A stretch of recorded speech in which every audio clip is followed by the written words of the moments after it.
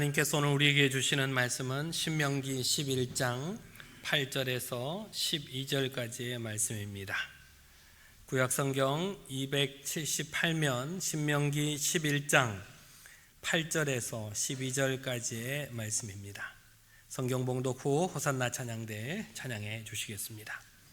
하나님의 말씀을 봉독하겠습니다. 그러므로 너희는 내가 오늘 너희에게 명하는 그 모든 명령을 지키라. 그리하면 너희가 강성할 것이요 너희가 건너가 차지할 땅에 들어가서 그것을 차지할 것이며 또 여호와께서 너희의 조상들에게 맹세하여 그들과 그들의 후손에게 주리라고 하신 땅 곧 젖과 꿀이 흐르는 땅에서 너희의 날이 장구하리라. 내가 들어가 차지하려는 땅은 내가 나온 애굽 땅과 같지 아니하니 거기에서는 너희가 파종한 후에 발로 물대기를 채소밭에 댐과 같이 하였거니와 너희가 건너가서 차지할 땅은 산과 골짜기가 있어 하늘에서 내리는 비를 흡수하는 땅이요 내 하나님 여호와께서 돌보아 주시는 땅이라. 연초부터 연말까지 내 하나님 여호와의 눈이 항상 그 위에 있느니라. 아멘. 아멘. 언제 어디서나 예수로 충만한 저와 여러분 되시기를 바랍니다. 한 주간 평안하셨습니까?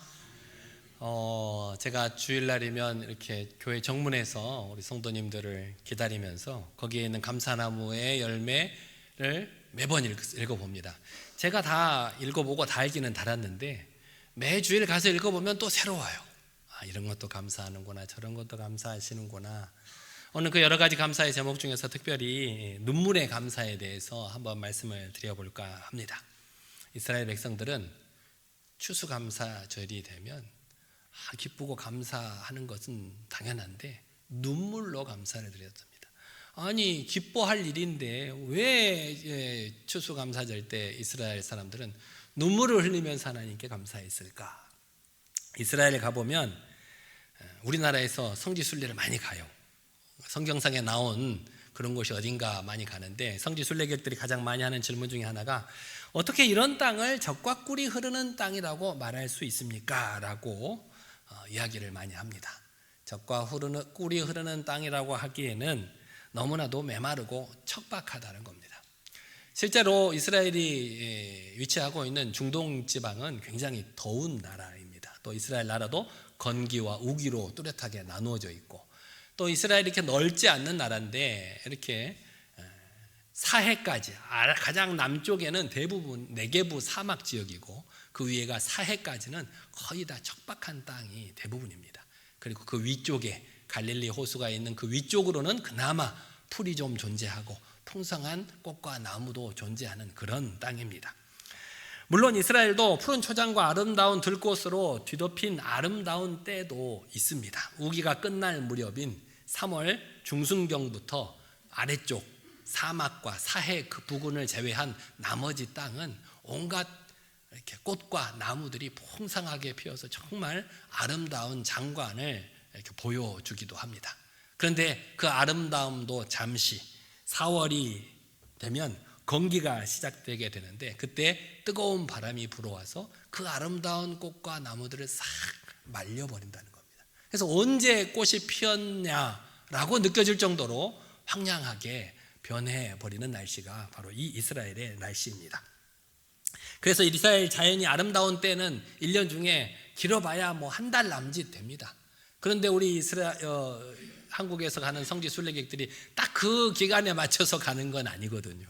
그래서 이스라엘 땅에 도착을 하면 너무나도 척박하고 메마른 땅인데 왜 하나님께서는 이 땅을 젖과 꿀이 흐르는 땅이라고 했는지 궁금해 한다는 것입니다.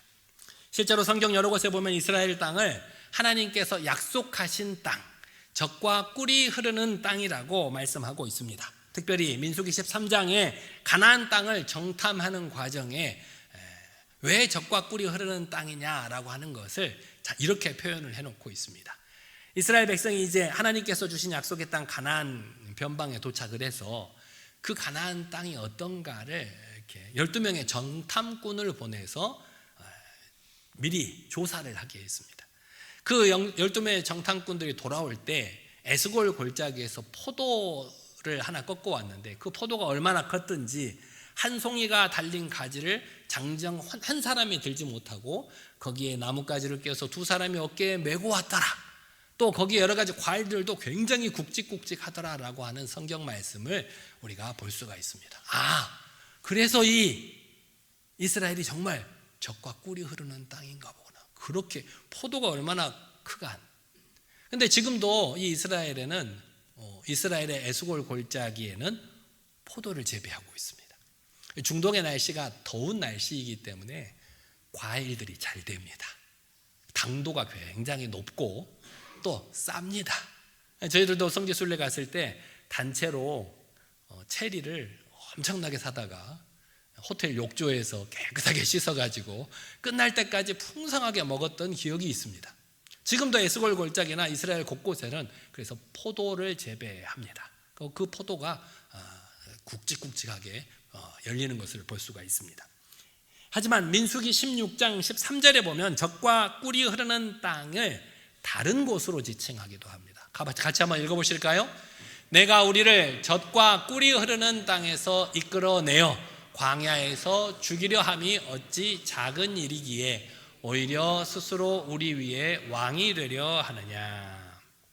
민수기 16장의 배경은 출애굽한 후 광야 생활을 하던 도중에 일부 사람들이 반란을 일으키는 장면입니다. 고라와 다단과 아비람 온 족속들이 모세에게 반란을 일으킵니다. 그래서 모세가 그 우두머리 되는 사람들을 불렀습니다. 불렀는데 오지를 않아요. 내가 왜 네 말을 들어야 되냐 하면서 하는 말이 이 말인 거예요. 우리를 젖과 꿀이 흐르는 땅에서 이끌어내서 이 광야에서 이렇게 큰 고생을 시키려고 우리를 끌고 왔느냐, 네가 우리의 왕이 되기라도 하느냐, 그렇게 말하고 있는 거예요. 그러면 그 사람들이 말하는 젖과 꿀이 흐르는 땅은 어디를 말하는 걸까요? 어디? 애굽을 말하는 거죠. 애굽을 말하는 거예요. 애굽은 연간 강수량이 50mm 미만인 나라입니다. 우리나라는 하루에도 50mm 내리기도 하죠. 50mm만 내리나요? 100mm가 넘게 내리기도 하는 그런 나라인데, 이 애굽은 1년 내내 내리는 비를 모아봐야 50mm 정도 되는 그런 나라입니다. 그럼에도 불구하고 애굽에는 뭐가 있냐면 커다란 나일강이 존재합니다. 나일강. 그래서 모든 생활을 전적으로 나일강에 의지를 하고 있습니다. 나일강 물을 이용하기 위해서 연못이나 호수나 운하 등을 잘 개발을 해서 그런 관계시설들이 무척 발달이 되어 있습니다.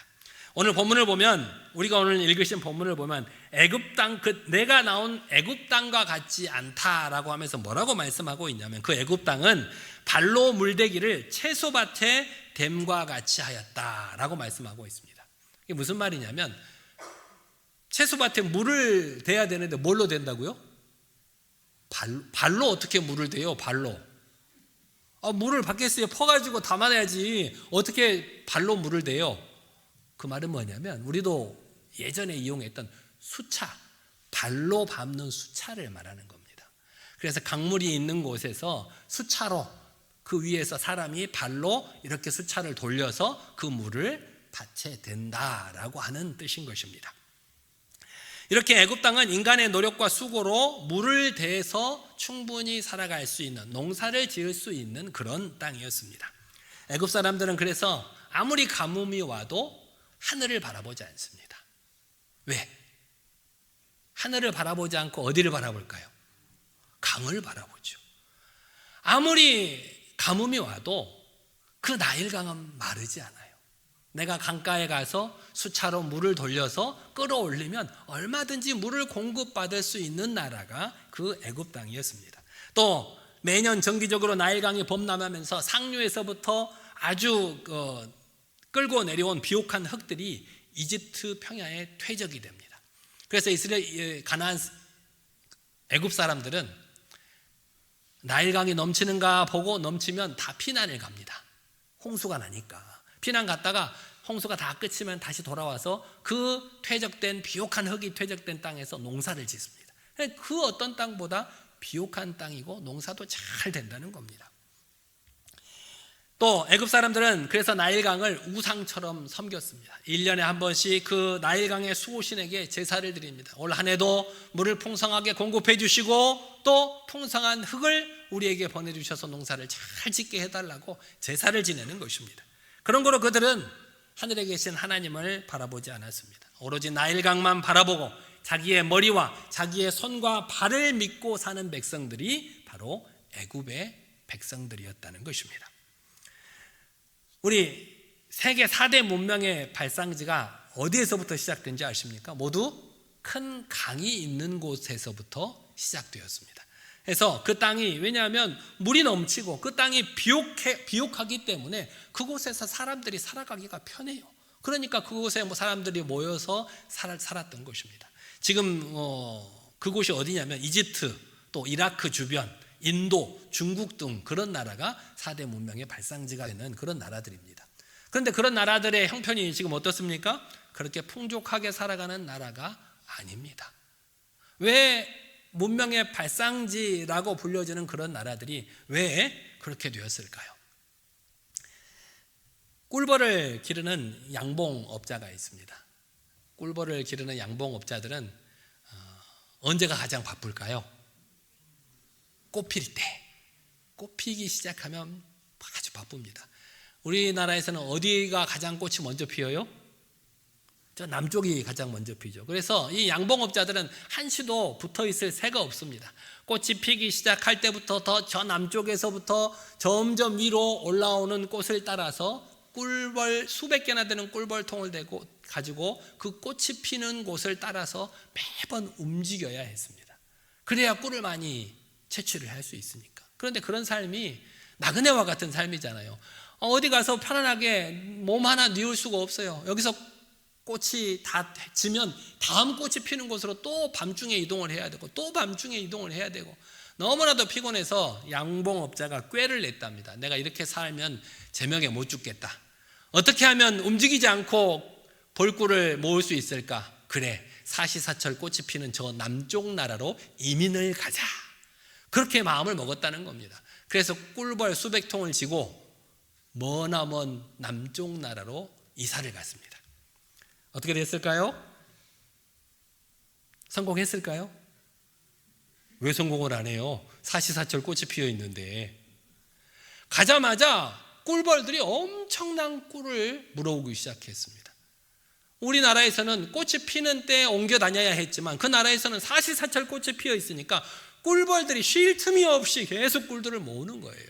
그렇게 한 1년, 2년 정도 꿀을 잘 모았는데 한두 해가 지나자 점점 벌꿀이 줄어들기 시작했습니다. 왜 그랬을까요? 벌들도 눈치를 챘어요. 내가 굳이 꿀을 모아두지 않아도 언제든지 밖에만 나가면 먹을 꿀이 있구나라는 사실을 벌들도 눈치를 채버리고 더 이상 꿀을 모으지 않았답니다. 내 배부르면 끝이에요. 굳이 모아둘 필요가 없다는 거예요. 그래서 양봉업자가 망했대요.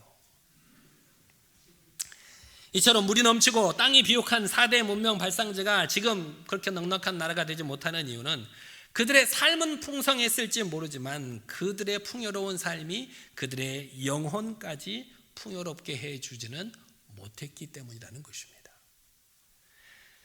창세기 13장에 보면 아브라함과 롯이 헤어져서 각자의 거주 지역을 선택하는 이야기가 나옵니다. 아브라함이 떠나올 때 조카 롯을 데리고 왔는데 같이 살다 보니까 점점 재산이 늘어나고 식구들이 많아지다 보니까 서로 다투는 경우가 많아지는 거예요. 그래서 서로 다투면 안 되겠기에 야, 우리가 이제는 나눠져서 살자. 너는 너대로 살고 나는 나대로 따로 떨어져서 살자. 자, 이 가나안 땅에서 네가 먼저 갈 곳을 선택해라라고 선택권을 롯에게 먼저 주었다는 거예요. 롯이 요단들을 보니까 땅에 물이 넉넉했다라고 했어요. 그래서 성경에 뭐라고 그 땅을 표현하고 있냐면 여호와의 동산 같고 애굽 땅과 같았다라고 표현을 하고 있었습니다. 그렇게 롯은 그런 요단들을 선택해서 풍요롭게 살았습니다. 겉으로 보기에는 물이 넉넉하고 살기 좋은 환경 같았지만 결국에는 그 풍요로움 때문에 타락한 소돔과 고모라는 하나님의 징벌로 인해서 멸망하고 말았다는 것입니다. 반면 아브라함은 하나님께서 선택하신 땅으로 갔습니다. 선택하신 헤브론으로 자신의 장막을 옮겼는데 그곳은 불편한 산간 지역이었습니다. 그럼에도 불구하고 아브라함은 그 땅에서 하나님의 큰 축복을 받고 살 수가 있었다는 것입니다. 본문 11절 말씀을 보면 또 이 가나안 땅을 뭐라고 표현하고 있냐면 너희가 건너가서 차지할 땅은 산과 골짜기가 있어 하늘에서 내리는 비를 흡수하는 땅이요 라고 했습니다. 가나안 땅에는 나일강과 같은 커다란 마르지 않는 강도 없습니다. 저수지도 없습니다. 산은 높고 골은 깊어서 수로를 만들 수도 없습니다. 수차를 돌려서 물을 댈 수도 없어요. 여러분 사해 아시죠? 사해는 우리 평균 지표면보다 400m나 아래쪽에 존재한대요. 그렇게 높낮이가 높아요. 그러니까 아래쪽에 물이 있다고 해서 어떻게 그 발로 물을 댈 수가 있겠어요? 또 그 땅은 석회질이 많은 땅이어서 한번 비가 내리면 흙이 그 비를 머금고 있는 땅이 아니라 흙 밑으로 싹 비가 스며들어 버리는 그런 땅이 가나안 땅이었습니다. 결국 그 땅은 전적으로 하늘에서 내리는 비만을 의지해서 농사를 지어야만 하는 땅이었다는 것입니다. 인간적으로 보면 얼마나 불안합니까? 우리가 열심히 토지를 개간하고 씨앗을 딱 뿌렸는데 하필이면 그때 하늘에서 비가 내리지 않아서 싹이 트지 않으면 그 해 농사는 망치고 만다는 것입니다. 좀 더 쉽게 이해를 하기 위해서 모세는 신명기 11장 13절 15절에서 이렇게 설명을 하고 있습니다. 같이 한번 말씀을 읽어보겠습니다. 시작.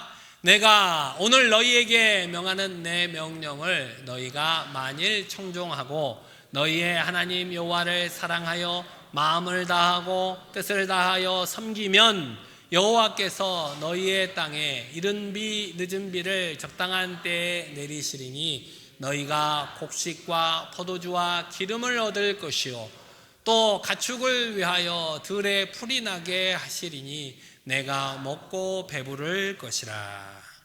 아멘. 우리나라도 제때 비가 오지 않으면 농사에 좀 영향을 받죠. 농사에 영향을 받기는 하지만 농사가 망하지는 않아요. 하지만 이 이스라엘은 때를 따라 비가 내리지 않으면 하나의 농사를 망칠 수밖에 없는 땅이 이 이스라엘 땅입니다. 여러분이 금방 읽으신 말씀처럼 이스라엘에서 농사를 지을 때 반드시 필요한 것이 이른 비와 늦은 비. 이른 비라고 하는 것은 9월 중순에서 10월경에 내리는 가을비를 말합니다. 왜 그거를 이른 비라고 하냐면 그 이전에는 이스라엘은 건기예요. 건기.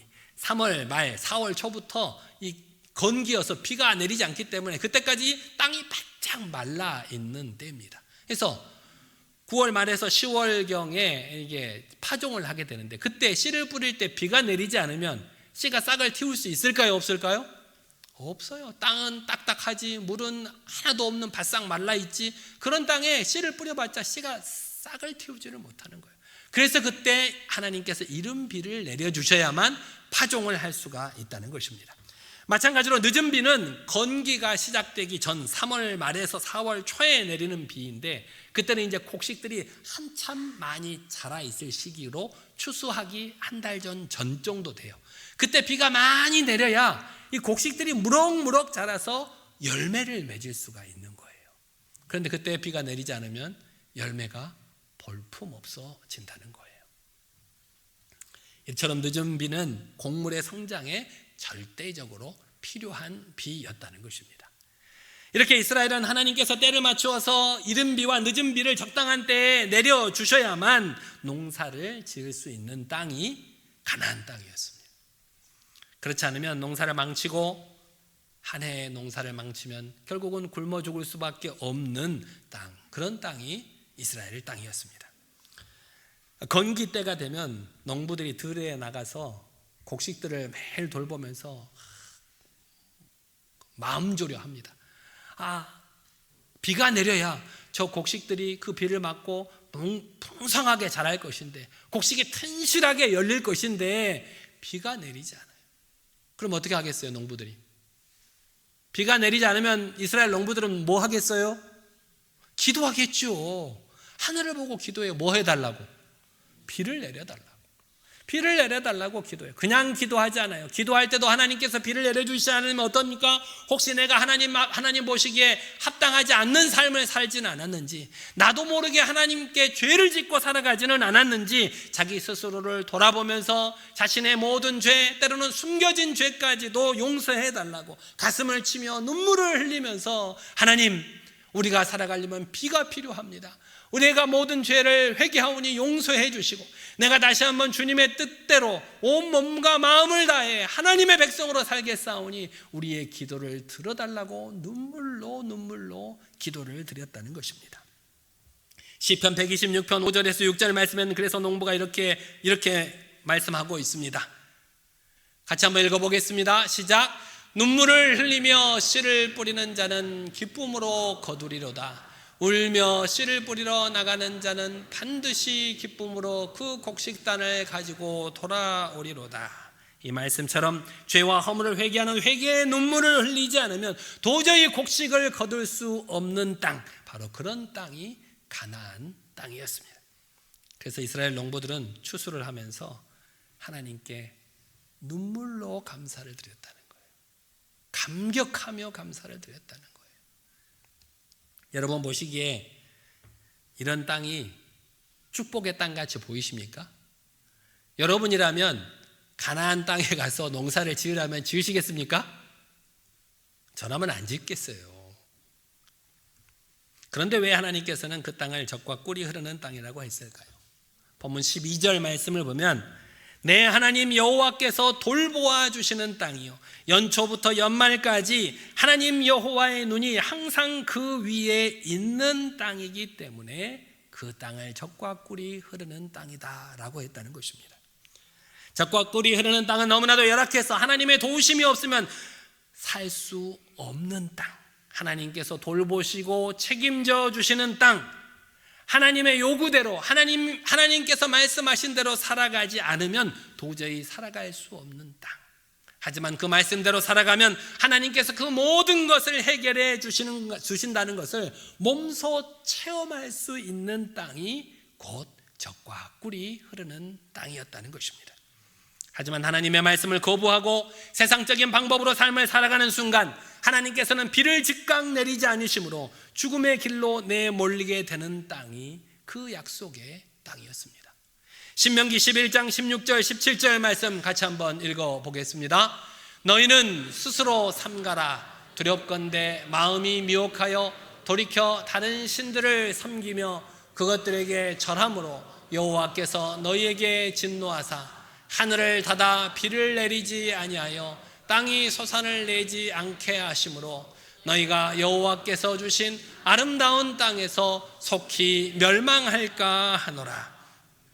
우리가 순종하느냐 순종하지 않느냐에 따라서 우리의 삶의 질이 완전히 달라지는 땅이 바로 약속의 땅이라는 것입니다.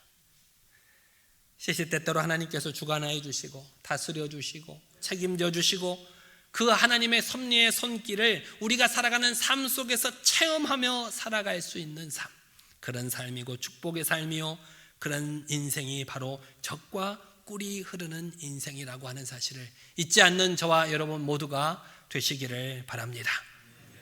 그래서 하나님께서 이스라엘 백성들을 가나안 땅으로 인도하신 거예요. 그곳에서 그들의 영혼을 살릴 수 있고 그들의 신앙을 살릴 수 있기 때문에 자신의 사랑하는 백성을 그 땅으로 인도하신 것입니다. 그래서 성경에서 말하는 젖과 꿀이 흐르는 땅은 인간의 노력과 의지로 삶이 결정되어지는 그런 애굽과 같은 땅이 아니라 오직 하나님만을 바라보고 그 하나님을 의지해야만 살아갈 수 있는 땅, 그런 땅을 젖과 꿀이 흐르는 땅이라고 표현하고 있는 것입니다. 여러분 모두는 하나님께서 주신 그런 아름다운 땅, 여러분만의 가나안 땅에 살고 계십니다. 혹시 그 땅이 좋지 않다고 척박하고 그곳에서 살아가기 힘들고 어려울지라도 그 땅에서 오직 하나님만을 바라보고 하나님의 말씀에 귀를 기울이고 그 말씀에 순종한다면 그 땅은 여러분에게 젖과 꿀이 흐르는 땅이 되겠지만 그 땅에서의 삶, 그 삶을 하나님보다는 세상을 바라보고 세상의 소리에 더 귀를 기울이고 죄를 죄로조차 인식하지 못하는 그런 삶을 살아간다면 아무리 비옥하고 풍성한 땅이라고 해도 그 땅은 아무런 열매도 맺지 못하는 저주받은 땅이 되고 말 것입니다. 하나님께서 여러분에게 주신 현재의 삶은 여러분들이 하나님만 바라보고 살게 하기 위해서 여러분에게 주신 또 다른 젖과 꿀이 흐르는 땅이라는 것입니다. 한 주간 여러분은 이렇게 고민해 보시기 바랍니다. 내가 살아가는 현실이 젖과 꿀이 흐르는 땅인지 생각해 보십시오. 내가 살아가고 있는 지금의 삶이 과연 젖과 꿀이 흐르는 땅인가? 아무리 생각해 봐도 그렇지 않은 것 같은데, 그렇다면 하나님께서는 왜 이 땅으로 나를 인도하셨는가? 고민해 보시고 지금 여러분이 살고 있는 현실이 젖과 꿀이 흐르는 땅인 이유를 한번 찾아보시기를 바랍니다. 왜 하나님께서 나를 이 가정에, 왜 하나님께서 나를 이 회사에, 왜 하나님께서 나를 이 위치에 두셨을까? 하나님께서는 우리를 지키시고 보호하시고 약속의 땅으로 인도하신다고 하셨는데 왜 내가 살아가고 있는 지금 이 현실이 그 약속의 땅인가? 고민해 보시고 지금 내가 살아가고 있는 현실이 젖과 꿀이 흐르는 땅인 이유는 이런 이유 때문입니다 라고 감사의 열매에 적어서 하나님께 올려보시기를 바랍니다. 여러분만의 가나안 땅이 삶이 때로는 힘들고 고단할지라도 결코 낙담하거나 포기하지 마시기를 바랍니다. 그것이 바로 하나님 여호와께서 돌보아 주시는 땅이요, 연초부터 연말까지 하나님 여호와의 눈이 항상 우리를 지켜주시는 땅임을 잊지 마시기를 바랍니다. 그리고 오직 그 현실 속에서 하나님만을 바라보며 그 말씀에 순종함으로 젖과 꿀이 흐르는 풍성한 은혜를 누리고 하나님께 기쁨과 눈물의 감사를 드릴 수 있는 저와 여러분 모두가 되시기를 간절히 기도합니다. 이 시간 우리 다 같이 한 목소리로 기도하겠습니다. 하나님, 내가 살아가는 삶의 현장이 시시때때로 하나님께서 주관하시고 다스리고 책임져 주시는 약속의 땅임을 깨닫지 못했음을 회개하오니 용서하여 주시옵소서. 하나님, 나의 죄를 돌아보지 못하고 나에게 주신 약속의 땅이 척박하다고, 그곳에서 살기가 힘들고 어렵다고 원망하고 불평했음을 용서하여 주시옵소서. 이제는 우리에게 허락하신 삶의 현장에서 오직 하나님만을 바라보며 그 말씀에 귀를 기울이고 그 말씀에 순종함으로 젖과 꿀이 흐르는 풍성한 은혜를 누릴 수 있도록 해달라고 이 시간 우리 주여 한번 부르고 주님 앞에 간절히 기도하겠습니다. 주여, 능력이 하나님 아버지 어리석고 부족한 우리들 주님의 거룩하신 말씀으로 깨우쳐 주심에 감사를 드립니다. 능력이 하나님, 내가 살아가고 있는 삶의 현장이 아버지 때로는 힘들다고, 척박하다고, 살아가기 힘들고 어렵다고 불평하고 불만했던 어리석음을 용서하여 주시옵소서. 그 삶의 현장이 시시때때로 하나님께서 주관하시고 다스리시고 책임져 주시는 약속의 땅임을 깨닫지 못하고 아버지 하나님, 그 땅에서의 현실만을 바라보고 눈앞에 있는 상황만을 바라보고 원망하고 불평했던 지난 날을 용서하여 주시옵소서. 아버지 하나님, 나의 삶을 돌아보지 못하고 하나님의 말씀대로 살아가지 못하고 세상 가운데서 또 다른 젖과 꿀이 흐르는 땅을 찾아서 헤매고 있는 그런 나의 부족하고 연약한 모습을 보지 못하고 아버지 원망했던 나의 모습을 용서하여 주시옵소서. 하나님, 이제는 우리에게 허락하신 삶의 현장 속에서 오직 주님만을 바라보며 그 말씀에 귀를 기울이고 그 말씀의 순종함을 통하여 하나님께서 우리에게 약속하신 젖과 꿀이 흐르는 복된 은혜를 누릴 수 있는 우리 모든 성도들이 될 수 있도록 도와주시옵소서. 힘들고 어려울 때마다 하늘을 바라보며 하나님, 내가 혹시 주님 앞에 죄를 지은 것이 있는지, 나도 모르게 지은 죄가 있다면 용서해달라고 가슴을 치며 회개의 눈물로 기도할 수 있는 성도들이 되게 하여 주시옵소서. 시시때때로 우리에게 복을 주시는 그 하나님의 은혜를 체험할 수 있도록 아버지 하나님, 우리 모든 성도들에게 은혜 내려 주시옵소서. 우리가 살아가는 매일의 삶의 현장이 우리에게 약속한 그 풍성한 은혜의 땅임을 기억하게 하시고 그 은혜를 온전하게 누려갈 수 있는 우리 모든 통함의 성도들 될 수 있도록 인도하여 주시옵소서. 사랑의 하나님, 지금 우리가 살아가는 삶의 현장에 하나님께서 돌보아 주시고 연초부터 연말까지 항상 우리를 지켜주시는 약속의 땅임을 깨닫지 못하고 세상 속에서 또 다른 적과 꿀이 흐르는 땅을 찾아 헤매이고 있었음을 회개하오니 용서하여 주시옵소서. 매일 살아가는 현실의 삶이 힘들고 고단하다고 불평하고 원망했음을 회개하오니 용서하여 주시옵소서. 이제는 주님께서 허락하신 나만의 가나안 땅에서 나의 부족함 연약함을 돌아보고 오직 하나님만을 바라보며 하나님의 말씀에 귀를 기울이고 그 말씀에 순종함으로 주님께서 베푸시는 젖과 꿀이 흐르는 은혜를 온전히 누려갈 수 있도록 우리를 인도하여 주시옵소서. 예수님의 이름으로 기도드리옵나이다. 아멘.